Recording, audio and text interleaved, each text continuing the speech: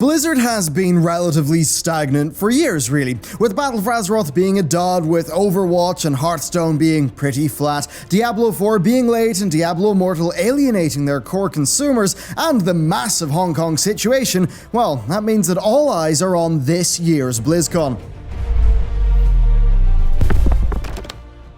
Hey everyone, and welcome back to another industry report. As always, be sure to please the YouTube gods by liking, subbing, and ringing that bell, and let's get into the video. So, Diablo 4 has had seemingly an accidental leak. Blizzard's new Art of Diablo book has this description, featuring over 500 artworks from Diablo, Diablo 2, Diablo 3, and Diablo 4. Yeah, Diablo 4. How did that happen? How do we even know about this? Well, this was all via an advertisement that was found in GameStar, a German magazine. So yeah, this essentially does confirm that Diablo 4 exists, and of course I think there's really no way the Diablo Immortal could be the thing that they're referencing here. Now this is really not much of a surprise, but we do have a lot to go on as we go into BlizzCon. So Diablo 4 is heavily rumored to be the main announcement of last year's BlizzCon. We then of course saw Jason Schreier's coverage of that situation, and I've spoken to two of my own sources over the last year who have confirmed that that was the original plan, though I have heard people say to the contrary.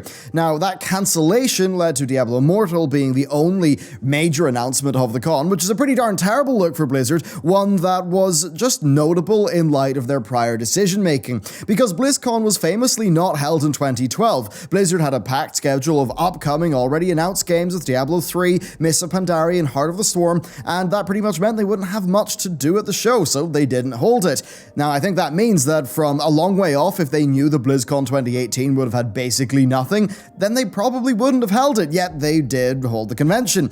Now, I think this makes it very clear that the pulling back of Diablo 4 was relatively late in the day, making an announcement this year highly likely. This iteration of Diablo 4, codenamed Fenris, according to Jason Schreier's reporting, has been in development since 2016. Now, as the story goes, according to the Kotaku report, that Diablo 3's post-Reaper of Souls expansions were actually cancelled by the top brass at Blizzard. Diablo 3's launch issues basically led to them not having much faith in Diablo 3 as a whole, so D4 became the focus. And the first version of D4 was codenamed Hades, and that was led by the Reaper of Souls team. Now, this game was reportedly just a little bit wild. It was to be a third-person, behind-the-shoulder, dungeon crawler, which is a bit wild for the franchise, but this project, well, it lived for 2 years and then was cancelled, with its project lead leaving the company. And this means that the new version of D4 has been in development from mid-2016. Now, of course, we don't know how much of, say, the Hades version of Diablo 4's pre-production was used in Fenris, so it's quite hard to judge the exact state of its development, but still,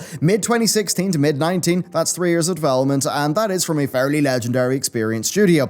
By mid-2018, I imagine they would have been about 2 years into development, maybe a little bit less, and likely were just, still doing a lot of putting things together. I imagine they had their tech tests and a lot of pre-production, well, all the pre-production done, but they were still in the stage where loads of elements could change, indeed just not being final enough to, or close enough to the final game for it to actually be ready for public consumption, and it seems like that's what led to it being pulled from BlizzCon 2018. According to Schreier's report, it reportedly was not ready by May of 2018, but that in January 2018 they did intend to have a playable demo of the game. Now, as for Diablo Immortal, well, that's being developed by NetEase, not Blizzard. It's not using Blizzard devs, though Blizzard do have a small enough group of people in their incubation team who are handling the project. So, D4 seems to have been too early in production for BlizzCon 18, but it seems like BlizzCon 19 is extremely likely, especially now that we have it officially being mentioned in an advertisement, even if that wasn't really initially intended. That's not all though, because earlier this year I heard rumors of Blizzard's new shooter project that was actually apparently very exciting, according to who I talked to,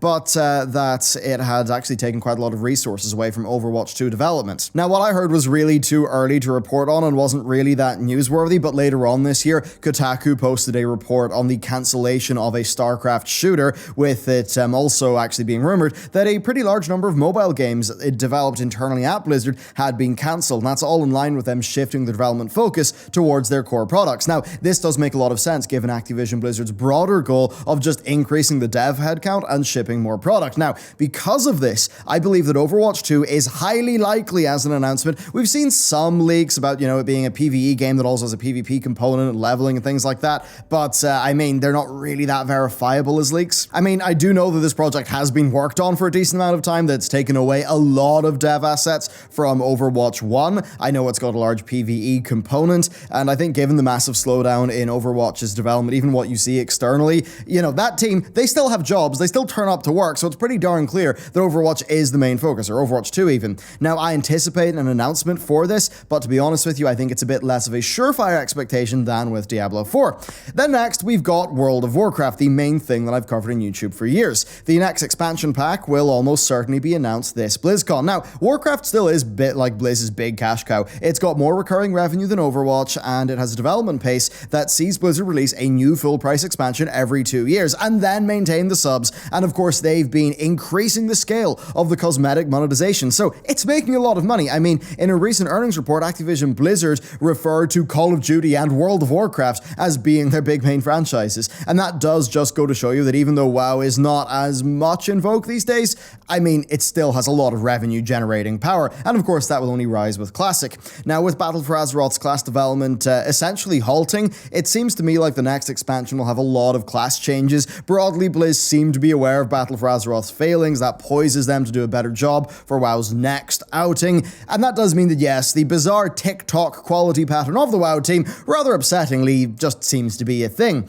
and given the timings, this announcement is essentially a given. Now, as for Hearthstone, I imagine they'll continue as usual. I mean, I'll be real, their most recent single-player content, the Dalaran stuff, it was great, so I think they might focus on that a bit more, but being real, Riot's Legends of Runeterra, from what I've seen of the beta, to be honest, it just seems flat out a better designed, more deep, more competitive, and more fairly monetized game. The Hearthstone team certainly are going to have to step up their game to compete, especially with Riot being able to bring over League's just gargantuan worldwide player base over to Legends of Runeterra. Then of course we've got StarCraft 2. Look, it's my favorite Blizzard game, I'll be real with you there, but I doubt it's going to be a major focus. From what I understand, it's actually a very profitable game with a very sticky audience who really does support it, but with the most recent project in that IP being cancelled, I think it'll be a while before we see more. Of course though, we do have another RTS, War 3 Reforged, and it's a strange case. It was announced right with a summer 2019 release date, but it's clearly failed there. I mean, if you look at the data mined assets, I think it's a real mixed bag. I think the buildings look great, and I think the characters look great in isolation, but I think they're far too realistic. I don't think they're in keeping with Blizzard's aesthetic as much,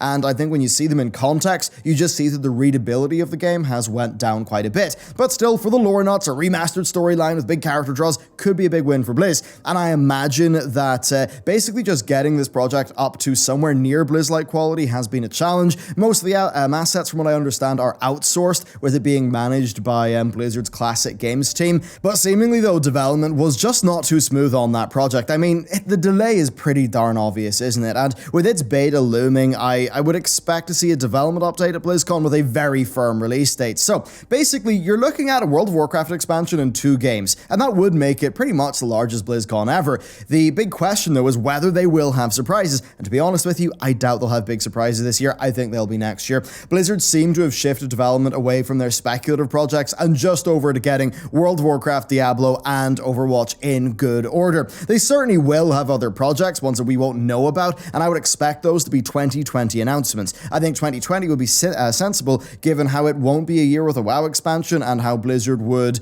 they'd be starting to see the gains from their 2019 wide goal to increase their developer headcount. Now, WoW Classic's another thing. It's been a big success for the company, but I would expect to see major announcements be in 2020. I do believe that 2019 will see Blizzard talk about the game's phases, but the announcements regarding, say, WoW Classic TBC or WoW Classic Plus, which I'm a very big advocate for, I think they will be saved for later. At least that's what I'm expecting there. Of course, though, much of the focus this BlizzCon is not going to be just on the games. Blizzard have clearly struggled with their public image following Blitzchung's ban. We have not seen Bobby or Jay satisfactorily deal with the situation yet. I don't really count the main letter that they put out. I think the NBA's Adam Silver handled the situation well. He reaffirmed the NBA's commitment to American values, and that was even the face of no shows in China and drop sponsorships. I really think that if Blizzard want to maintain their reputation there, they'll need to just follow NBA's suit. They'll need to step up to the line and eat the financial losses, because at the end of the day, their core audience is, it's not necessarily as much that market. They are an American company, and their Western audience will expect them to have, cultural values that are in line with that are pro, expression. And that's just going to be a big problem. I really think that they need to do a large statement before BlizzCon, one that basically will have to cost them money, because they will have to throw a little bit of the China situation under the bus. They either do that then, or maybe do that in person via speech. That'd be a real power move. But being real, if they don't do that, it's just going to haunt them. This Blitzchung Hong Kong situation, it's going to haunt them through the announcement of all of these games. There is a pretty high chance we'll see something large happening at BlizzCon. We, of course, haven't even seen the BlizzCon lineup. If memory serves, they normally have the BlizzCon schedule posted in advance, a bit more in advance of the convention than, well, we don't have it now, and the convention's pretty darn soon. And I think that's a bit worrying. I've got to wonder if internally Blizzard are just still having meetings thinking should we cancel cancel their Q&A sessions?